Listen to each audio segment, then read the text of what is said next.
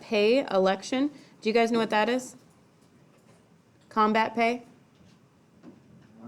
That's military pay, yeah, military pay. And then you add lines 1A through 1H, so that is something that we do have to do because we had something in line 1A. So this is 21,972. That's how much money we made this year.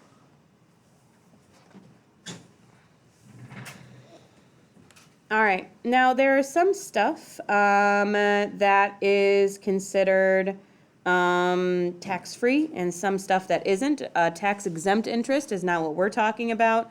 Qualified dividends, anybody know what a dividend is? It's when you have stocks and you get small amounts of money per share that you have in stocks that goes to you. That's money coming in. IRA distributions, that's again retirement. Pensions and annuities, retirement. Social Security benefits, retirement. Taxable interest, this is one thing that we do have. And by the way, you will know what is kind of required of you because you'll get all these documents in the mail. Your employer is required to give you a W-2. They have to by the end of January. So by the very end of January, they have to give you a W-2 that reports your income. If they don't, they're in trouble. Your bank has to tell you how much interest you got if you were gaining interest. If you were doing something like Social Security or retirement or combat pay or any of these things, you would have documents that are sent to you for this.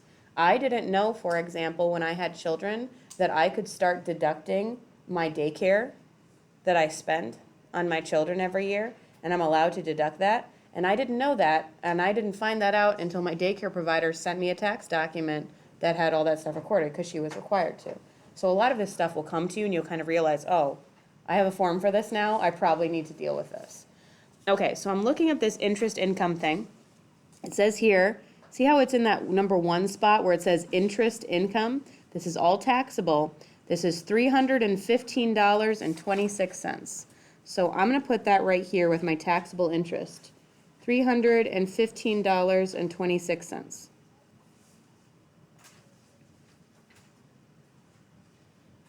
This is truly how easy this will be for you.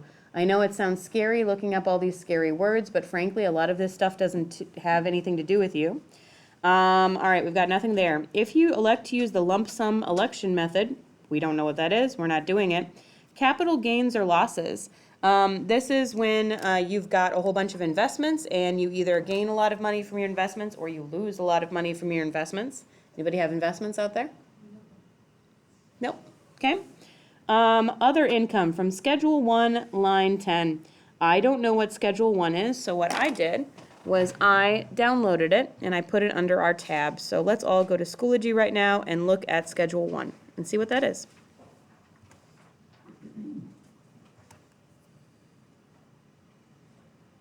We should be able pretty quickly to figure out if it's something that we think that we should get. Taxable refunds, credits, or offsets of state or local income taxes. Alimony. Anybody know what alimony is? Yes. What's alimony? When you give money. Go ahead. People have to pay from damages what they did to the person. Not always. What's your comment, Ethan? Isn't it when you have to pay someone for a kid?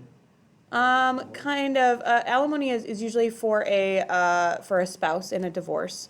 And it isn't necessarily involving a kid. It can also mean that, like, you were in a marriage and the other person was the breadwinner. They were the person who was providing almost all the financial support. And then when you get divorced, they, for a while, will pay the other person to make sure that they get back on their feet.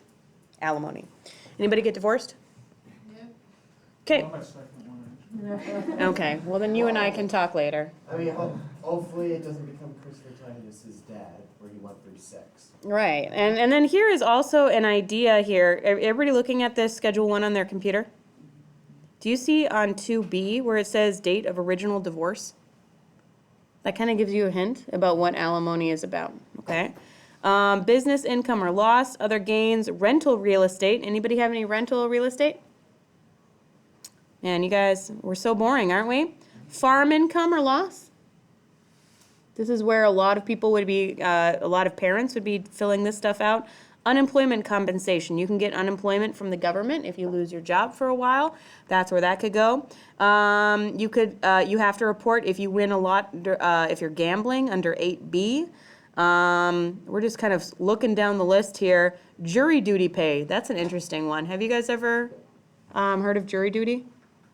Have you heard of people who have been called into jury duty? Okay, I have. And y'all know me. I got called in to do jury duty, and I sat in a room for 2 days while they did not call my name in for the jury, and then I was done. And they paid me like $40 a day to sit in a room, which was not fun, and I couldn't work at the same time, and I did not like it. But that was done once. Any prizes or awards, you do have to, like, if you win the lottery, you do have to report it on your taxes. Anybody get an Olympic medal prize money? Olympic medals? Nobody in here? We're so boring. Scholarships, etc. One thing that actually does affect me, if you look at page 2 on Schedule 1, I have educator expenses. So I can actually deduct a whopping $250 off my taxes every year before they calculate my taxes, so just out of my own personal income. $250 if I spend any of my money.